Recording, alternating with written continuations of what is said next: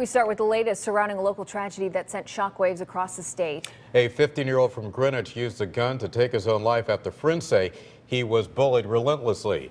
Tonight, police say no charges will be filed. News 8's Stephanie Simone live in our New Haven newsroom tonight with more on how this case has changed the climate at that school. Stephanie? Sonia, Keith, just because no criminal charges have been filed does not mean there weren't any wrongdoings committed here. That's why many Greenwich teens say they are stepping up. We spoke with one young man who says the change he's seen around school has helped him cope. A bright future stood in front of 15-year-old Bart Paulusz, but he couldn't see it. Everyone was kind of hit by it because Bart was a really good kid and everyone liked him, but I mean, some kids just weren't nice to him at all. Police say he took his own life after the first day of his sophomore year at Greenwich High School. Friends say he was taunted, teased, and tormented. I felt like I could have done something more. It's left many questioning what they could have done. The school spokesperson says since the tragedy, they launched a hotline and email address to report concerns. Students have also stepped up, forming clubs.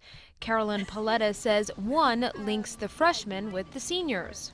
It seems like just a really good idea to kind of reach out to the freshmen at the beginning of high school so that you can feel kind of more a part of the community from the beginning versus like going through and just feeling like you don't belong here. Students we spoke to today say they still see bullying, but they notice less of it.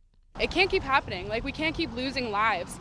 Like, just in my high school career alone, 2 kids have committed suicide already. And that's crazy. That shouldn't happen. Marshak agrees. He says the transformation he's seen has helped heal after the tragic loss. I feel like everyone's changed a little bit around here. If you see progress, it gets easier to cope with it. The town's legal department is doing a third-party investigation looking at Bart's history at the school district. At the beginning of the month, the high school is holding an anti-bullying event. Another one is scheduled for next Wednesday. Live in the newsroom, Stephanie Simone, News 8. Stephanie, thank you. Over the past few years, more attention has been given to bullying-related suicides, which the Centers for Disease Control and Prevention calls a very serious issue. The CDC says suicide is the 3rd leading cause of death among young people, resulting in more than 4,000 fatalities every year. Over 14% of high school students have considered suicide. Nearly 7% have attempted it.